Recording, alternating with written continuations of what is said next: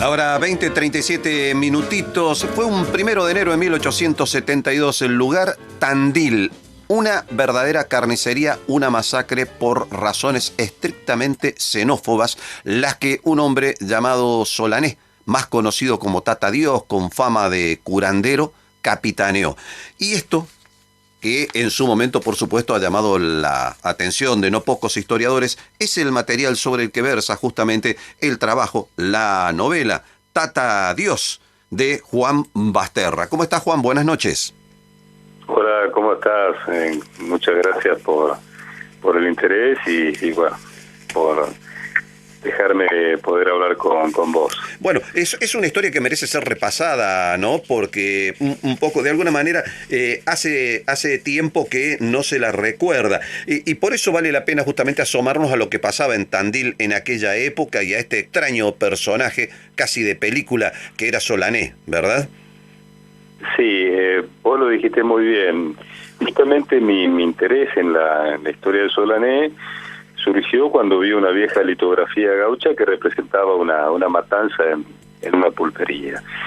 Hay que pensar que Tandil, en 1871, cuando Solané llega al entonces pueblo de Tandil, porque era un pueblo de unos 4.700 habitantes, Solané era un hombre que había tenido causa de justicia en distintos lugares de Buenos Aires y llega a Tandil en un momento muy particular de la historia argentina, porque hay que pensar que la Argentina estaba bajo la presidencia de Domingo Faustino Sarmiento, que llegaban los grandes lotes de inmigrantes de distintos países de Europa, y Solané, que era un hombre, ¿no es cierto?, con un discurso casi apocalíptico, como se diría hoy, aprovechó el cambio de determinadas condiciones laborales, materiales en el sur de la provincia de Buenos Aires. Hay que pensar que Tandil era prácticamente el fin del mundo en ese momento, sí. En términos simbólicos y en términos reales, verdaderamente, porque había había una cadena de fortines, ¿no es cierto?, que trataban de impedir la llegada del aborigen, del indio, y simbólicamente era verdaderamente y realmente, como dije hace un momento, el fin del mundo. Entonces, era la frontera.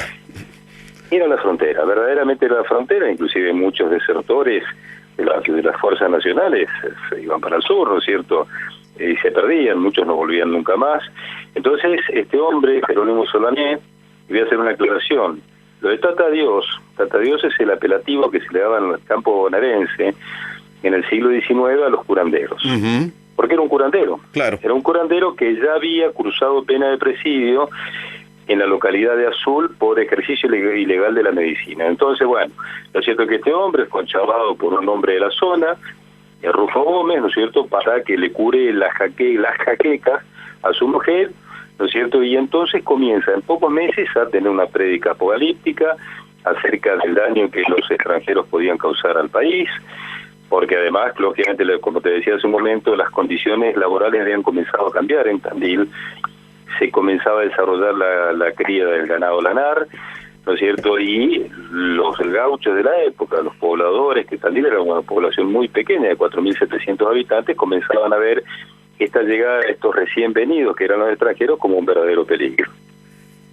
Y digamos, un poco en ese conflicto apenas larvado se enanca de alguna manera Solané. Exactamente. Era un hombre que, de acuerdo a los testimonios de la época, tenía un verbo muy encendido, porque no voy a contar el final de la historia, ¿no es cierto?, pero lo que queda son, bueno, se sustancia un juicio para contra los perpetradores de la masacre, y quedan los testimonios orales de lo que fue la prédica de Solané. Lógicamente eso nos llega a nosotros, porque Solané además no participa en ningún momento en la matanza, es una suerte de, como se diría actualmente, de autor intelectual de la matanza, pero él no es el autor material de la matanza. Los autores materiales son otros gauchos, ¿no es cierto?, que a través, ¿no es cierto?, de su prédica y de una especie de heladero que tenía, llamado Jacinto Pérez, ¿no es cierto?, son los que perpetran la masacre. Y después de la masacre hay una represalia, porque en ese entonces, como en todos los poblados de la ciudad de Buenos Aires, había personas que formaban parte, ¿no es cierto?, de las milicias, y que en determinadas situaciones de violencia tenían acción. Y es lo que sucede después de esta matanza en la que mueren 36 inmigrantes. O sea, el dato central, ¿no? La carnicería se centra justamente sobre lo que llamaban los gringos.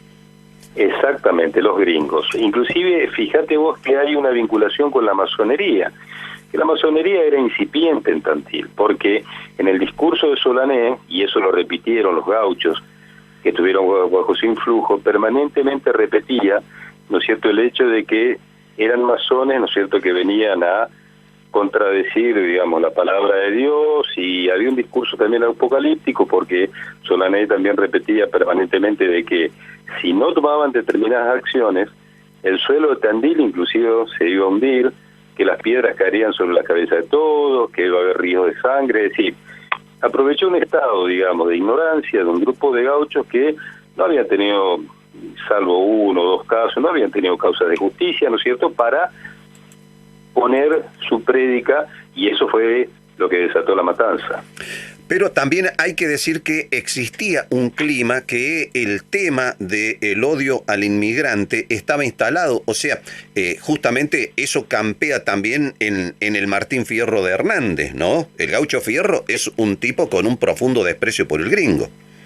Exactamente, exactamente. Y vos sabés que está muy bien lo que decís, porque eso también se advierte en el gaucho Martín Fierro, y hay una coincidencia que yo siempre señalo, y es que la matanza se produce el 1 de enero de 1872, aproximadamente entre las 3 de la mañana y las 7, 8 de la mañana, y la primera parte del Martín Fierro, que fue el gaucho Martín Fierro, se publica hace años.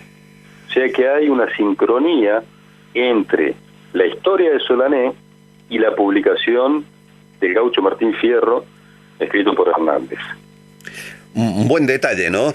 Ahora, el punto es que más o menos los responsables de la matanza fueron casi todos capturados y sometidos a juicio, ¿no? Sí, fueron sometidos a juicio, fueron juzgados por un hombre que vino desde Buenos Aires, porque te imaginás que el escándalo que se suscitó, los medios nacionales como La Tribuna, La Prensa, que era un diario reciente, y La Nación, se hicieron eco, ¿no es cierto?, de la matanza en Tandil. Se había abierto justamente una sucursal del Banco de la provincia de Buenos Aires.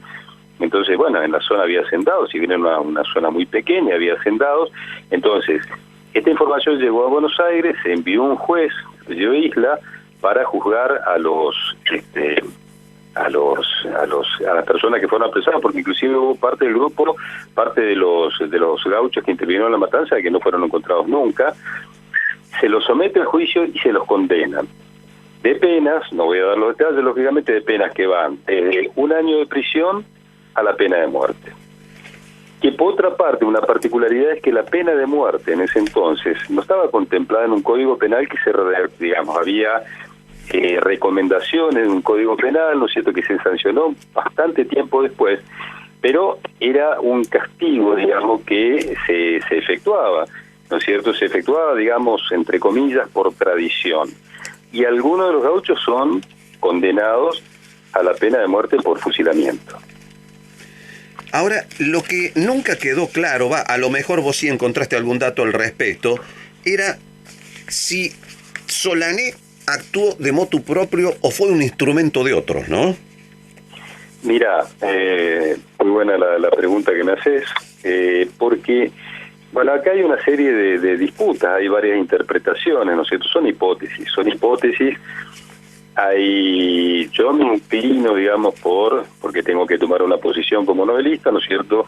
Y me pareció el punto novelístico muy interesante, me inclino por hacer de todo el episodio una decisión de Solané. Pero hay otras hipótesis que abonan, bueno, que en realidad había algunos hacendados de la zona que tenían deudas con Chapar, que es uno de los muertos, y que tenía una pulpería, ¿no es cierto?, uno de los muertos durante la matanza de Solané, de que había diversos intereses, ¿no es cierto?, que aprovecharon la prédica de este hombre, digamos, para eliminar a algunas personas que fueron asesinadas durante la matanza.